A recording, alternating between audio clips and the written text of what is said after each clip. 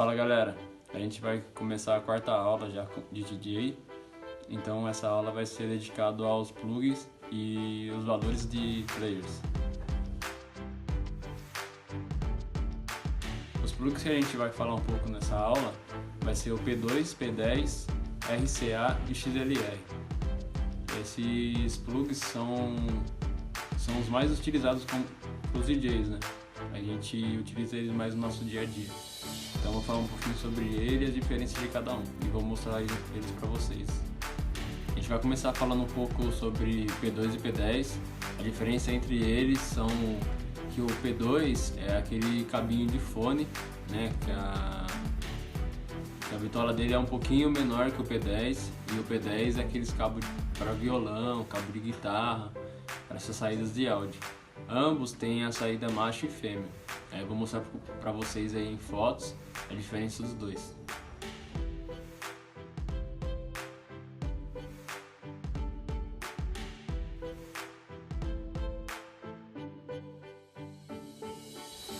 Nós DJs utilizamos muito a saída P10, né? Geralmente nos mixers, na controladora, a gente utiliza muito o P10. Então eu vou mostrar para vocês a diferença do mono e estéreo.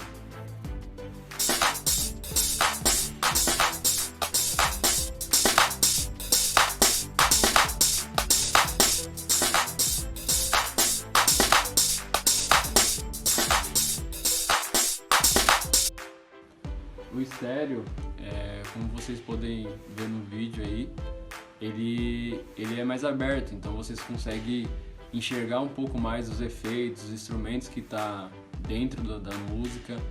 Ele é um som, né, que você consegue ver em todas as laterais. Já o mono, ele é um som mais reto, né? Você não consegue enxergar isso aí, ele é um som mais plano, né? Ele praticamente em uma linha. Você não consegue enxergar tantos elementos como no estéreo. Essa é a diferença dos dois. No cabo estéreo, eu vou te mostrar aqui na foto também como que você vê quando você for comprar um cabo, se ele é mono ou se ele é estéreo, né? A gente utiliza bastante estéreo, né? Ou nós DJs, tanto nas rádios FM, utiliza estéreo para dar mais, para a gente poder, como ouvinte, ouvir mais os instrumentos que estão se passando ali, né? Quando o produtor ele compõe a música, então ele coloca vários instrumentos, né? No som do estéreo, a gente consegue enxergar esses instrumentos, os efeitos que eles estão utilizando. No som do mono, a gente consegue ver somente uma linha reta, né? A gente consegue ouvir o som, né? Com boa qualidade também, mas a gente não consegue enxergar alguns instrumentos, alguns efeitos que ele coloca. Então, essa diferença de você utilizar o cabo P10 estéreo é bem importante na hora da discotecagem. A gente vai falar também um pouco sobre o cabo XLR, né? O XLR ele é composto por 3 poros, então é positivo, negativo e terra. Esse cabo a gente utiliza ele em eventos maiores, né? Porque com esse cabo a gente tem um pouco mais de segurança, né? Pela conexão dele e a flexibilidade que tem o cabo. A gente consegue ter um som mais limpo, a gente não enxerga muitos ruídos pela própria conexão. Então o XLR ele vem com esses 3 poros, né? Negativo, positivo e terra. Não que os outros não venham, também os outros vêm. Mas a forma de conector dele, que é chamado de conector Canon, né? E aí ele inibe esses ruídos. Ele também tem o conector macho e fêmea. Então eu vou estar mostrando para vocês aí na foto o conector macho e o conector fêmea.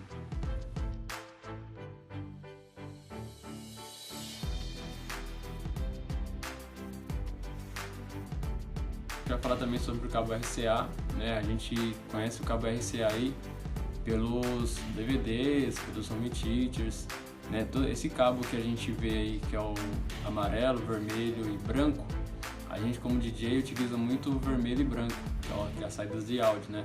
Eles têm várias cores, verde, azul, né? Sempre o positivo marcado com a listra vermelha e o negativo com a listra preta. Então esses RCA tem bastante players, né? Como na saída do mixer, na saída da controladora, na saída da toca-disco, que tem a saída deles de áudio RCA que entra pro mixer. Tem o CDJ, que a saída dele também a saída de áudio de entrada pro mixer é RCA. Então a gente vai utilizar muito o RCA. Essa é a função dele.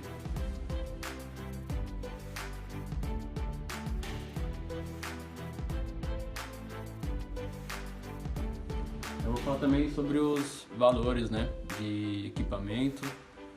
Então assim, existe vários valores de equipamentos, existem vários equipamentos.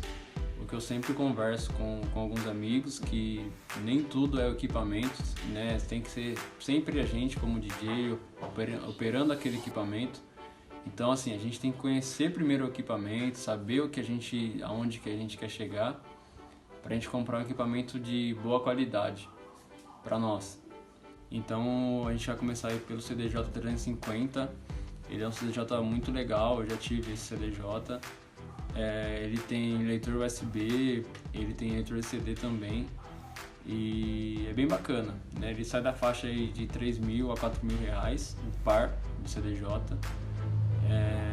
para vocês terem um equipamento de ponta mesmo da linha da Pioneer. Para fazer o kit, né? A gente tem o DJM 350 da Pioneer também. Ele faz o kit, né, com o CDJ. Então fica o Pioneer 350 e o DJM 350 é o mixer. Eles interligam, né? O mixer ele já tem um software e ele também tem gravador de set. Então vocês vão interligar o seu CDJ no mixer, eles gravam o seu set, que tem um lugar para você colocar o USB lá que ele grava. Então é bem interessante. Então a gente vai gastar aí 3.500 a 4.000 do CDJ, mais 2.600 no mixer, mais 1.300 no fone. Em cabos, né, que a gente vai precisar em cabos, a gente vai gastar aí mais 100 reais em cabos. Eu acho que é só isso. Aí o notebook. O notebook a gente vai gastar em média aí uns 2.000 reais no notebook, talvez um pouco mais ou menos pra gente. Porque a gente vai ter que ter um notebook que tem um processador bom, né, uma placa de vídeo boa, memória suficiente pra gente ter aí, né, a gente pode ter, eu utilizo de 2 notebooks, então eu utilizo o Mac e o Windows. O Windows eu consigo fazer as minhas introduções, né, algumas pré-produções, mexer mais no áudio, abrir ele, enfim, eu consigo baixar minhas músicas por lá. O Mac OS que eu uso ele somente para tocar. Então assim, é bom a gente ter esse tipo de ferramenta pra gente não sobrecarregar só um notebook, mas a média dos notebooks aí são 2.000 reais, né, para mais. A gente vai ter esse gasto. Trouxe também um pouco dos valores do toca-disco, né, para quem gosta de tocar com toca-disco, tem muito disco em casa.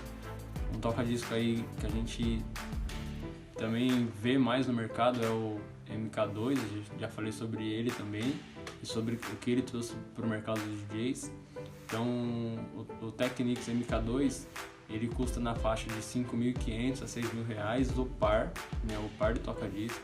A gente vai precisar de um mixer, né, tem um mixer aí de ponta que é o S9 da Pioneer, ele custa na média aí de 10 a 12.000 reais da Pioneer. Usar cabo balanceado para esse mixer é ótimo, cabo XLR, né? Mas 2.000 de notebook, né? Geralmente o pessoal aí com toca-disco, né, os de toca-disco, mais os de hip hop, utilizam muito o Mac, então a gente vai gastar um pouco mais de 3 mil, 4 mil reais para conseguir um Mac.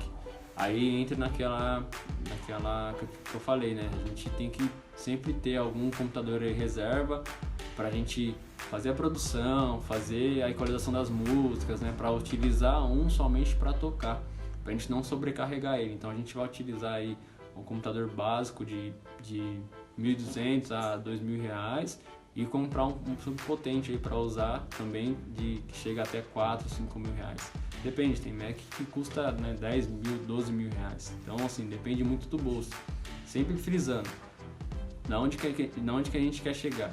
A gente sabe realmente operar esse equipamento?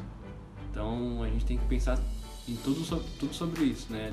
Lógico que esse equipamento é um pouco com valor mais baixo no mercado, bons também, mas a gente tem que sempre frisar, será que a gente vai o custo e o benefício?